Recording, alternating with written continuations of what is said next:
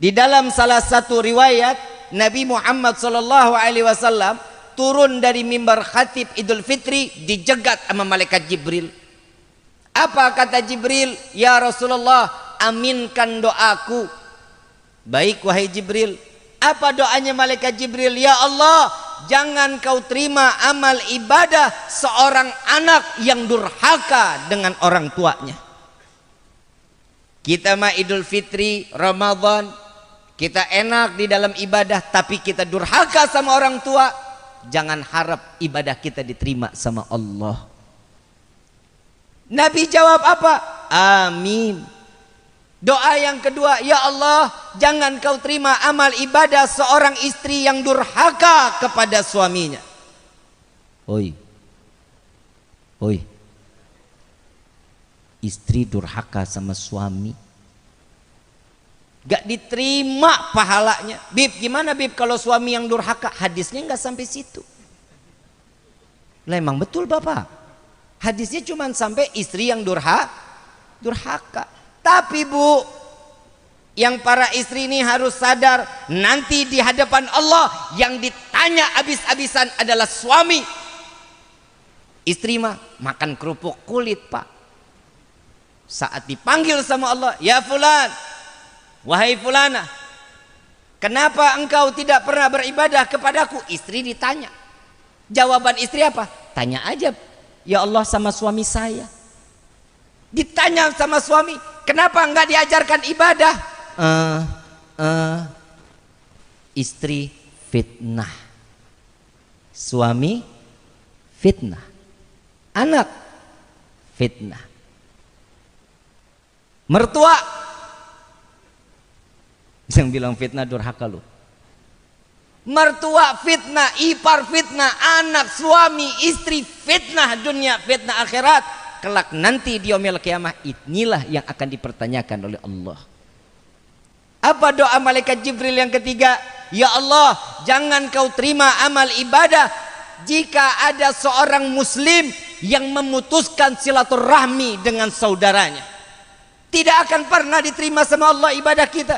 Mau sujudnya kita jidat pindah ke belakang, gak bakal diterima. Mau sujudnya kita sampai 3 hari 2 malam, gak bakal diterima kalau kita sudah mutusin silaturahmi. Makanya orang Pamulihan, lo maunya mah didatengin mulu sama gua, giliran ke rumah gua mah ogah banget. Nih besok tanggal 8 saya bikin open house halal bihalal fadol, yang mau datang ke rumah tapi jangan tangan kosong. Lah harapan kan boleh, ya pan begitu. Dari jam 8 sampai jam 12 siang, dari jam 8 pagi sampai jam 12 siang, ada 2 season jam 2 sampai setengah 5 sore. Malam Bib, malam maaf gue jadwal banyak. Ya, fadol silahkan yang mau datang, mau silaturahmi boleh. Ini momen silaturahmi yang diajarkan oleh Nabi saat bulan Syawal. Kenapa sih kita datengin dulu tuh orang yang meninggal dunia? Betul nggak? Kan kita ke makam karena Nabi mengikuti, kita nih ngikutin Nabi. Saat Siti Aisyah radhiyallahu anha waradhaha, Nabi pernah Pak, ini buat suami nih, suami kalau pulang kemalaman jangan main gabruk-gabrukin pintu Pak. Ya Bu ya, kalau kan istri kaget begitu kan. Suami Nabi waktu pulang kemalaman buka pintu pelan-pelan Nabi, assalamualaikum sampai 3 kali. Nggak diketok, cuman assalamualaikum doang. Assalamualaikum, nggak dijawab. 2 kali assalamualaikum, nggak dijawab. 3 kali assalamualaikum, nggak dijawab. Buka pintunya pelan-pelan banget. Begitu sampainya ngelihat Siti Aisyah, dia Rasulullah duduk di pinggiran tempat tidur pelan-pelan, narok badannya pelan-pelan. Takut Siti Aisyah dalam keadaan tidur nyenyaknya terganggu. Kalau suami ibu gimana?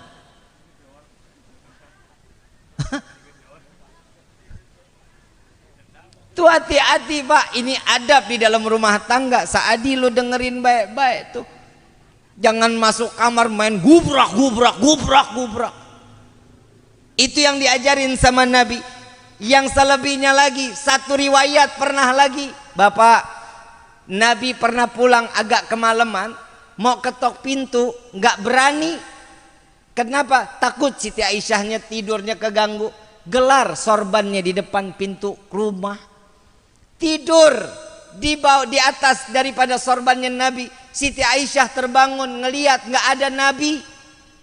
Buka pintu ngelihat cuman ujung sorbannya, begitu dibuka Nabi bangun lebih dulu mengatakan, maafkan aku wahai istriku. Istri, Bapak begitu enggak? Enggak. Tuh Pak, Nabi udah ngajarin sama kita. Kita di dalam urusan suami istri silaturahmi juga yang baik. Sering-sering ngobrol Pak. Jangan Bapak bawa diri, istri bawa diri, akhirnya anak terbengkalai. Ini adalah satu momen yang dikatakan oleh Nabi Muhammad SAW, penyempurnaan iman awalnya tuh dari diri kita dulu. Iman itu bisa sempurna kalau kita ibadah. Kalau ibadah urusan kita sama Allah baik, sama urusan orang lain nggak baik, percuma. Ada satu riwayat dikatakan ada seorang ahli ibadah, hidupnya ibadah tiap hari sampai Allah kasih keuntungan, dia dipertemukan dengan malaikat. Malaikat diturunkan oleh Allah pembawa nama-nama orang ahli sorga. Orang yang ahli ibadah didatengin oleh Allah seorang malaikat. Saat dimana orang tersebut pulang ngelihat ini malaikat, ditanya, Tuhan siapa? Kata orang yang ahli ibadah, aku malaikat yang diutus oleh Allah untuk berjumpa denganmu. Apa yang ada di tanganmu? Ini adalah buku penghuni surga. Nah, coba dilihatin, pasti ada nama saya di dalamnya. Dibuka buku dari lembaran demi lembaran, nggak ada namanya. Sampai ujung nggak ada namanya. Dibuka sampai 3 kali, nggak ada namanya. Sampai Allah mengatakan, wahai malaikatku, sampaikan kepadanya, urusan dia kepadaku baik, tapi urusan dengan manusia yang lain nggak baik. 0, tidak akan pernah tercatat di dalam kehidupannya di dunia sampai ke akhirat. Yang baik sama tetangga, yang baik sama suami, yang baik sama istri. Anak juga harus begitu sama orang tua. Ingat, orang tua itu, anak itu mencerminkan bagaimana orang tuanya. Kalau bapak bisa ngedidik anak-anak, insya Allah anak-anaknya menjadi anak yang soleh-soleha. Coba kalau yang kebayang, kalau ini anak bejatnya luar biasa, badungnya bukan main. Begitu ditanya Pak, ini anak bandel, yang ditanya pertama kali orang tuanya, ini anak siapa? Itu yang pertama kali ditanya. Tapi kalau ini anak pintar, ditanyanya beda Pak. Bu, tanyanya beda. Ini anak sekolahnya di mana? Kelas berapa? Tapi kalau ini anak bandel, ditanya itu anak siapa sih? Itu perbedaannya. Makanya saya mengatakan, Nabi SAW mengatakan, anak itu adalah fitnah dunia, fitnah akhirat. Didik anak-anak kita untuk menjadi anak-anak yang soleh-soleha. Jangan jauhkan anak-anak kita dari alim ulama. Kita di sini masjid jauh apa dekat? Dekat apa jauh? DKM masjid ada. Ada DKM masjid. Kalau ada anak-anak main ke masjid, jangan diomelin, jangan disentil, jangan diusir. Kenapa? Karena anak-anak inilah pewaris kelak untuk memakmurkan masjid. Al-Imam Ghazali radhiyallahu anhu waradahu mengatakan, celaka bagi masjid yang sudah tidak terdengar suara anak-anak. Kenapa? Sudah nggak akan pernah ada yang memakmurkan masjid. Coba lihat anak sekarang, lebih senang main handphone apa masuk ke dalam masjid? Handphone. Orang kalau ke masjid, anak-anak pada lari-larian main-main di rumah Allah, di dalam masjid. Ya wajar, gede masjidnya. Mungkin rumahnya sempit, nggak bisa main. Bib, habis gimana Bib? Kalau lagi sholat mah bercanda mulu. Pisahin softnya. Anak-anak dikasih selingin 3 atau 2 soft di belakangnya. Kalau anak-anak bercanda, iya lagi sholat, ya wajar, namanya juga anak. Coba kalau aki-aki yang begitu, imam lagi ruku main ditendang aja bagaimana? Inilah kesempurnaan Islam, inilah kesempurnaan iman, saling menjaga satu sama lainnya untuk diberikan keberkahan dunia wal akhirat. Ini yang terakhir dari saya. Boleh? Boleh? Karena dari sini saya harus ke Cikubang, dari Cikubang ke Ciawi Lor. Saya bingung, saya lupa nih jadwal, saya nggak cantumin di tempat jadwal karena Habib Mustafa nelfon doang. Saya lupa, saya nggak cantumin jadwalnya. Yang saya cantumin cuma Ciawi Lor. Ternyata Cikubang juga nelfon saya lupa naruh di jadwalnya. Begitu saya lihat tadi maghrib, ya Allah 3 jadwalnya. Tapi mudah-mudahan dikasih sehat walafiat. Amin ya Rabbal. Tapi jangan kecil hati, yang penting kan isi ilmunya. Betul nggak? Insya Allah kepake dunia wal akhirat. Yang terakhir, yang namanya ngebangun rumah tangga sama kayak kita ngebangun rumah. Yang pertama siapin dulu lahannya. Saadi, siapin lahannya. Perempuannya udah ada belum? Woi, udah ada. Pasti, yakin. Udah pernah disentuh belum? Gua tabok lu men, sentuh-sentuh aja. Lahannya ada, tanahnya ada. Inilah yang dikatakan rumah tangga. Yang selanjutnya siapin batunya, siapin pasirnya, siapin besinya, siapin gentengnya, siapin batanya. Untuk apa? Untuk ngebangun. Yang pertama kali yang dibangun genteng dulu apa pondasi dulu? Orang pemulihan nggak ada yang tembok dulu, nggak ada. Semuanya ponda. Untuk apa? Mempertahankan kekokohan Kalau pondasinya bagus, kokoh, rumah ratusan tahun insya Allah nggak akan runtuh. Coba kalau semennya diganti sama terigu, insya Allah 2 minggu rubuh tuh rumah. Betul apa betul? Yang diperiksanya dulu tuh pondasi, habis itu baru bangun batanya. Sekatin dulu untuk menjadi kokoh genteng yang terakhir. Sama begitu juga rumah tangga, jangan main asal nikah tapi nggak tahu apa urusan dunia sampai ke akhiratnya. Didik istri kita untuk menjadi istri yang soleha. Dia nggak sholat, tegur yang baik. 2 kali juga dia masih nggak mau ibadah, agak dikencengin kerasnya pak, suaranya dikencengin. Yang ketiga, dia masih nggak mau ibadah, keluarin dia dari kamar, suruh tidur di ruang tamu. Berani nggak pak? Hahaha aja lu. Ini syariat pak. Masih nggak mau juga, pulangin ini istri ke rumah orang tuanya. Belum masuk talak, belum. Didik, suruh didik orang tuanya. Bapak, ibu, saya minta maaf, saya kembalikan anak ibu sama bapak ke rumah. Untuk apa? Tolong dididik, saya mungkin kurang bisa cara ngedidik anak ibu bapak. 3 bulan saya jemput lagi, 3 bulan didatengin ke rumah, masih nggak mau ibadah juga. Masuk talak 1, pisahin. Jadi orang di dalam rumah tangga bukan asal main cerai-cerai aja. Gak boleh, cerai boleh, tapi Allah paling benci perceraian. Kenapa? Putusnya silaturahmi. Jaga rumah tangga kita menjadi keluarga yang sakinah, mawaddah, warahmah. Didik istri kita, suami istri bahasa yang lembut sama jangan bu,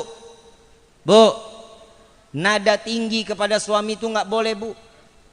Nada dengan tinggi, pak tolong ini pak, nggak boleh, dosa besar. Bib kalau suami urusan dia, orang dia imam suaranya lebih kencang nggak daripada makmum? Allahu Akbar, coba kalau Allahu Akbar, makmum juga bakal ngikut. Yang namanya imam suara lebih tinggi wajar, kenapa? Biar makmum ngikutin. Ini kagak terbalik, istri yang suaranya tinggi, yang makmum malah laki-laki. Hahaha. Tuh yang perempuan begitu istri siapa sih?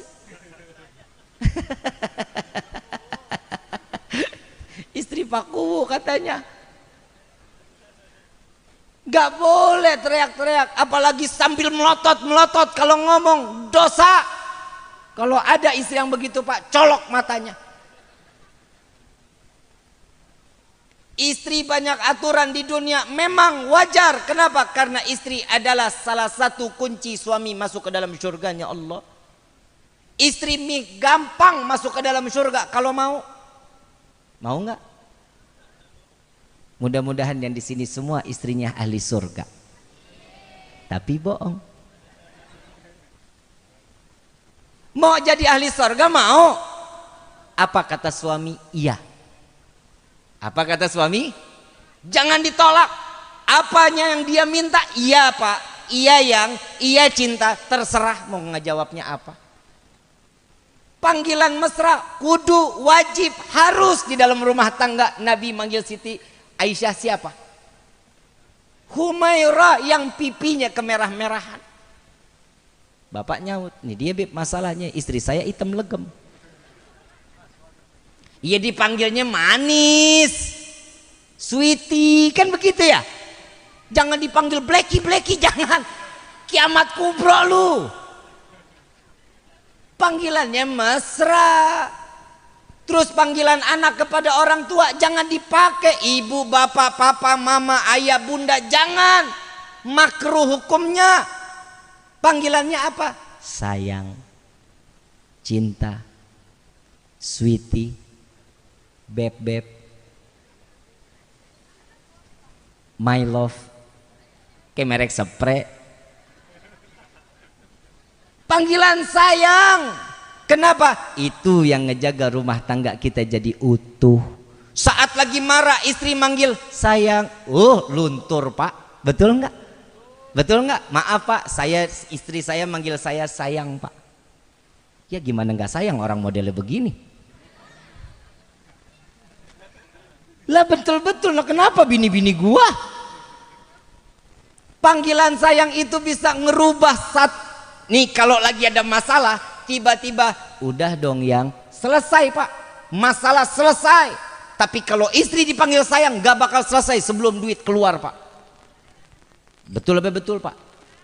Itulah tugas seorang istri, menghabiskan duit Jadi bapak nggak boleh marah pak, karena tugasnya istri. Tapi yang paling pintar seorang istri yang ngejaga harta tuh.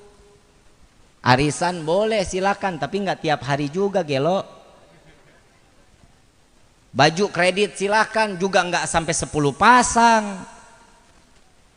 Ambil nggak apa-apa, itu rezekinya seorang Kalau istri ditugaskan oleh Allah diberikan satu titel matre, alhamdulillah.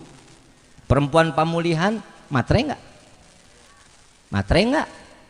Nggak matre, nggak normal lu berarti. Saya punya duit 1 juta sama 100, pilih yang mana? Itu matre namanya PA. Duitnya belum ada aja masih milih. Kalau ada perempuan matre wajar, karena cantik itu butuh tuh. Gue belain lu, tenang aja.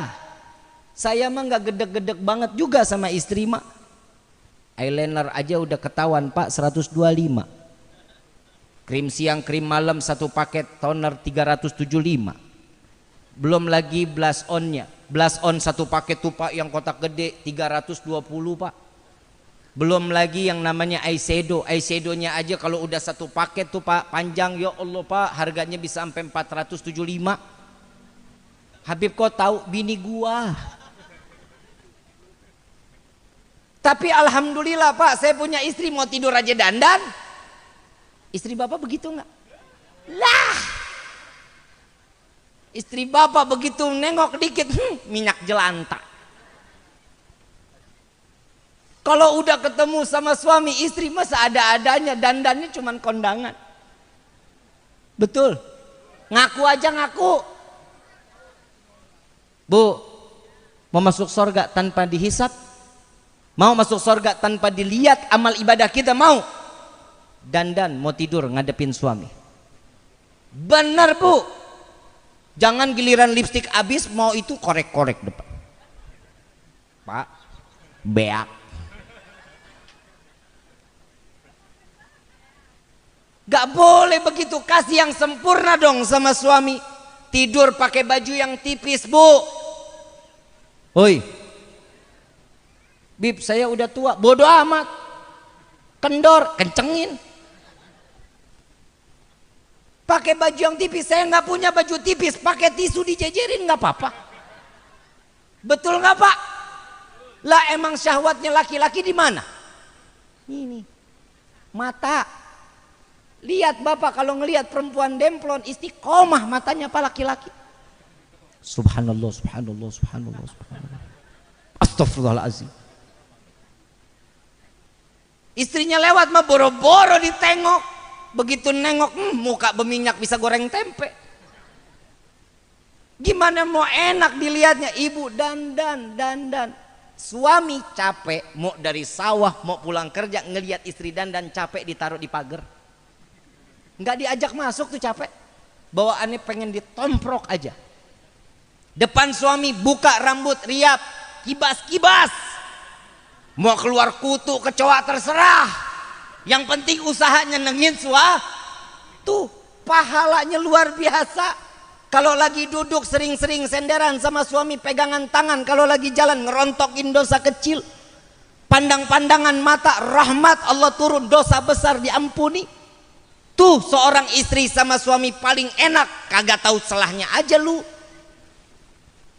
Istri itu sama suami istri itu paling enak, nyari pahala paling gampang. Dulu Saadi sholat sendiri pahala 1, besok malam sholat berdua 40 pahalanya. Yang jomblo mati lu. Hidup jomblo mana enak, tiap hari ngelihat bantal guling, mana lepek demek, bisa ditekuk 4, ngobrol punya curhatan ngomong sama tembok. Coba ngomong sama istri, alhamdulillah Saadi udah laku. Pak maaf pak, sekitar yang udah nikah mah enak pak, yang jomblo ngenes pak. Lah bener-bener kalau kita pulang pak tengah malam pegang nasi dingin, pegang sayur dingin, pegang tahu tempe dingin, masuk kamar pegang istri, nah itu yang kita makan, cocol sama kecap. Betul pak. Coba kalau yang jomblo, lagi hidup lu sendirian enak banget. Lu naik motor aja rodanya berapa?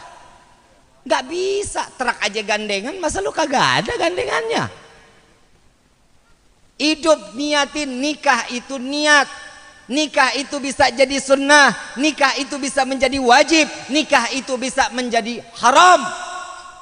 Kapan nikah menjadi sunnah? Dengan niat. Saadi pasang niat ini malam, ya Allah saya niat menikah untuk menambahkan nilai ibadah kehadapanmu. Itu nilai sunnahnya. Wajib jika seseorang memiliki harta yang cukup, dia tidak bisa menahan syahwat, maka wajib dia menikah. Haram kapan? Jika seseorang yang sebelum menikah dia orang yang taat ibadah, begitu menikah dia jadi orang yang lalai kepada Allah, haram pernikahannya.